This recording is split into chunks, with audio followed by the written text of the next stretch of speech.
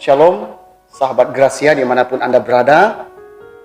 Jumpa kembali di dalam Coffee Break, Gembala Menyapa. Saudara yang dikasihi Tuhan kita Yesus Kristus, pada kesempatan kali ini saya mau mengajak kita membuka satu bagian firman Tuhan yang sudah tidak asing lagi bagi kita. Saya mengajak kita membuka 1 Tesalonika pasal yang kelima, ayat yang ke-18.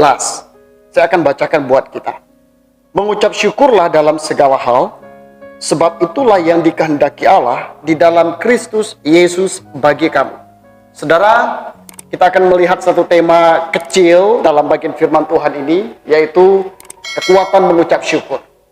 Saudara dikasihi Tuhan kita Yesus Kristus, bagian firman Tuhan ini ditulis oleh seorang rasul besar, yaitu seorang Rasul Paulus. Dia adalah salah satu rasul besar di dalam sejarah kekristenan. Bahkan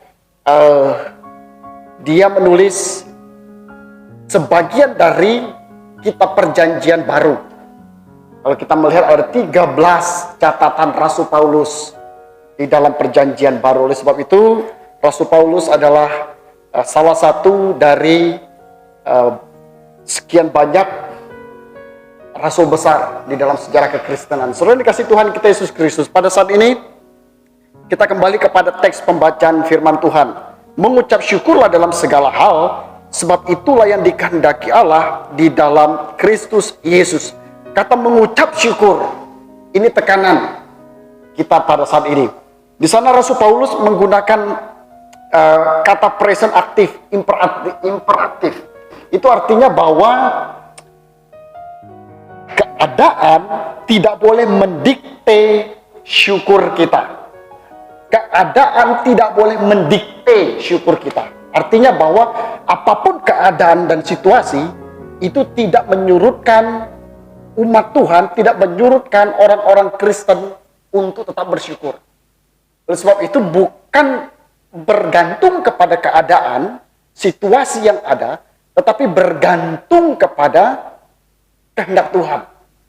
Karena memang di sini dikatakan bahwa sebab itulah yang dikehendaki Allah di dalam Kristus Yesus bagi kita sekalian. Artinya waktu kita mengucap syukur, kita sedang melakukan kehendak Allah itu sendiri.